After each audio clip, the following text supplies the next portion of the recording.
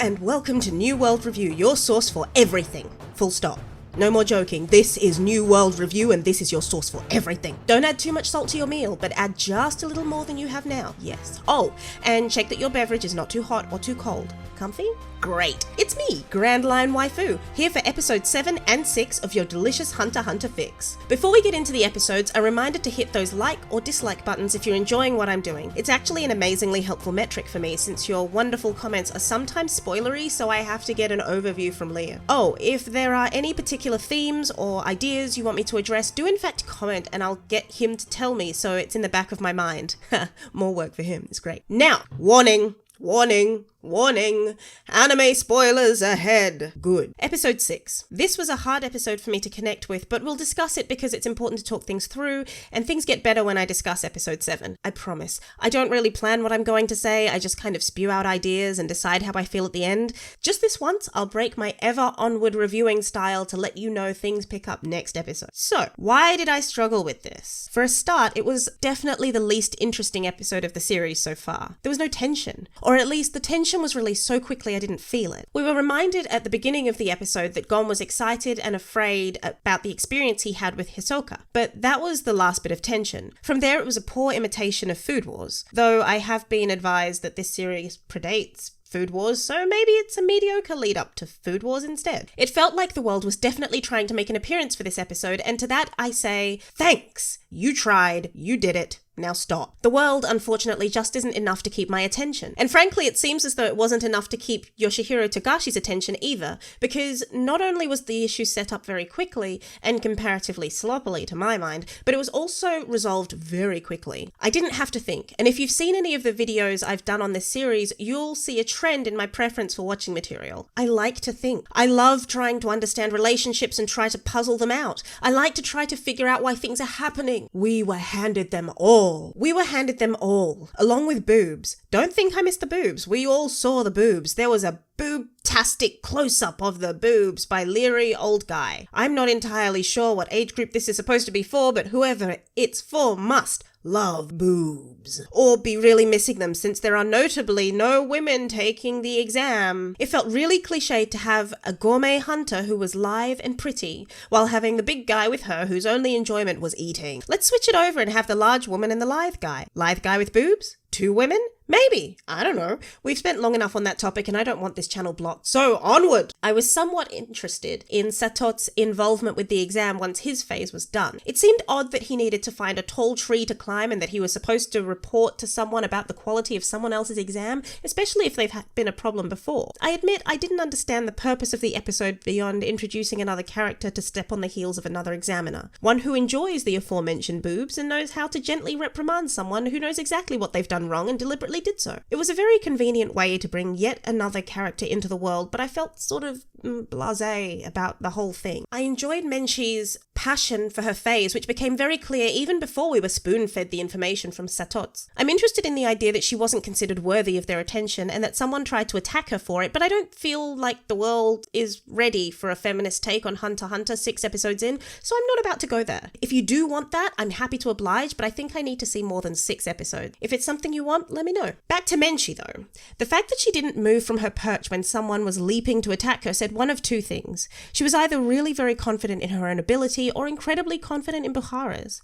Either way you look at it, the Yugo girl revealing nature of her outfit, the comfort with which she sat, stood, moved and threw herself into a ravine, I was drawn to her and I enjoyed watching her. I wish there had been both more of her and less of other people talking about and describing her. The show not tell aspect of Hunter x Hunter has thus far been the biggest draw for me, and I didn't like the way their own convention was broken for Menshi. I also understand that Buhara wasn't the main focus of the episode. He was there to back Menshi up and or protect the candidate. It's odd that a hunter seemed to need 2 minders, especially when she began to get into throwing knives in her badass way and jump into ravines to demonstrate her ability. Buhara was there to prove a point as far as I can tell, but I don't know that he proved the point they wanted him to prove. I guess I had a strong sense that Menshi could have supported the episode all on her own. I'm sure Buhara features in the manga and I know he was comic relief, but the pig crown was enough. I don't want to hate on Buhara. He was cute and entertaining, but he was also the cliche of an oaf. I hope he gets more than that because he deserves it. So does Menshi. I hope we see them both again. Let's leave the negativity behind though. Episode 7 is where it's at, y'all. It had everything I needed. I was honestly worried that I wouldn't want to watch anymore if every episode from here on out was going to be like 6. To those watching 6 then wondering whether it's worth watching 7, yes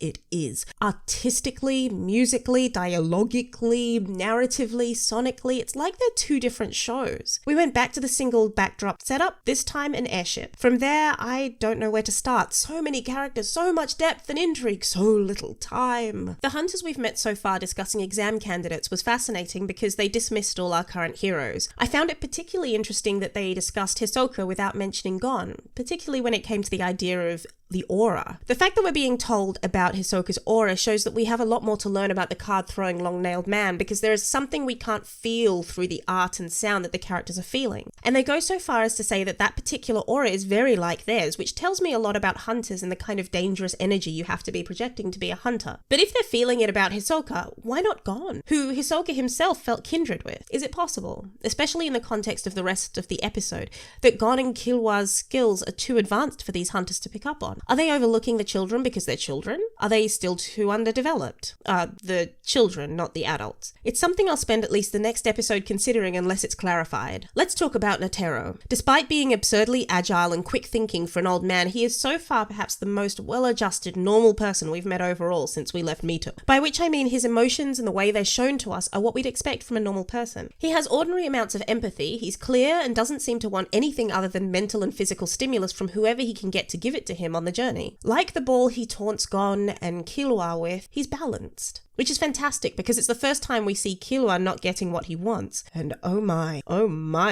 was I right when I said I wanted to see what happened when he didn't get his way. We have a dangerous assassin kid. And that's when I answer my own question about them being underdeveloped. Sure, they're kids. Sure, they're still learning. But Netero himself sees Killua's skills as remarkable. We have a prodigious, dangerous assassin kid. This is the first time we see Killua's true power, true abilities, and why he's capable of resisting poison. I find it fascinating that he says people like him because they can never tell whether he's telling the truth or not. I'm with Gon on that one. I don't think Killua's told a lie since appearing on screen as Skaterbra. He doesn't need to. People trick themselves into thinking he's lying because that's the only way to feel comfortable around this creepy kid. And that's another thing. Creepy assassin kid is basically a sleeper cell. The hunters couldn't sense his aura because he doesn't want them to. Imagine having a small assassin at school. Like, actually imagine it for a moment. Imagine he loses his temper or lashes out at another kid because the kid took his ball. Then imagine being that kid after 14 or 15 of these imaginary schools because we transfer, not deal with the issue in anime. Killua has to hide because he seems to want social engagement, and in absence of another creepy kid, he has to make do with allowing people to think he's constantly joking. I sense psychological issues, y'all. Which makes me wonder whether Gon is the same. Ultimately, over the course of the episode, once he knows Netero is trying not to hurt him, he abuses Netero's empathy to get what he wants, which is another ping in the sociopath column for me. He doesn't get the ball, but his intention is to make the man use his arm, and he does, but only to protect a child. He wouldn't have done it for an adult, but Gon looks innocent and cute and energetic, and that's endearing, right? There's a lot to be said for Killua and Gon's artwork, really. Both can look absurdly innocent, but both are so incredibly dangerous that the art is almost painfully deceiving. Speaking of art, let's discuss art and music. Every flashback or moment of contemplation has its own flavor, and I really appreciate it when that's shown in the art. Hisoka has his original passionate flamenco and his soft, dark, focus art style that together create the deep intensity we've come to associate with. But then Satots describes him, and the sound and art style change insanely, even in the real world, giving us a fisheye lens view that makes me wonder whether it is Satots' fear of Hisoka in that moment, expecting Hisoka to bring the Tower of Cards crashing down, or an actual representation of him. It's a beautiful example of clear, ambiguous storytelling which makes no sense as a sentence unless you've seen it yourself. That 20 seconds or so of Hisoka is beautiful all round. It's also a great example of the contrast between showing not telling about Menshi's abilities versus Hisoka's. Go back and watch how people talk about Menshi, how her art is drawn, and you find there's nothing of substance. We're just handed a potential minefield of character-defining moments for reasons. Jumping to what I'm going to call the basketball section of the episode, Killwa's music is beautiful, pensive, and in a minor key, which makes me think of what I said earlier about those psychological issues. For the first time, the boy is desperate to show his worth when a challenge is issued. What's remarkable about this challenge is that it's issued outside of the exam. Nothing in the exam thus far has been a particular challenge or of interest to Killwa, but now he's found one. Finally, something has caught his eye and he's pushing towards it, but there's a little doubt in the back of his mind, and it's caught very well in the strings of the music before the tech line and art kick in to show how powerful. It seems power is blue as a theme, the color. If you're seeing blue, you're probably seeing controlled power. That's the theory I'll run with until it doesn't make sense anymore. It sits well with several moments in this episode with Hisoka and Killwa, and Gon beginning to come round to the idea by the end. But by contrast, Gon is more commonly seen with the green layers of instinct, perhaps? The music involved in his first attack is a beautiful, almost improvised percussive. It was fun and irreverent, and the fact that he almost got an attack off showed Gon's major flaw, one of them anyway,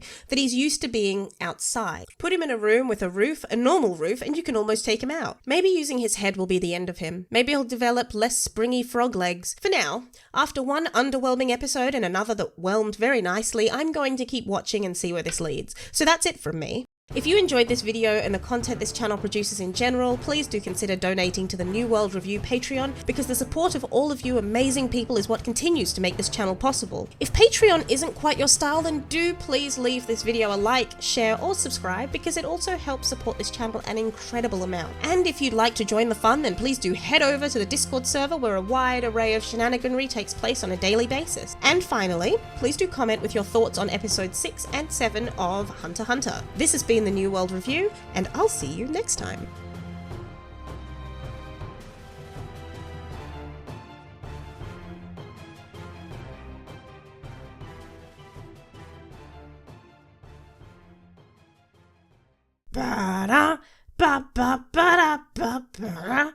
My voice sounds off now. I don't know. I don't like this at all.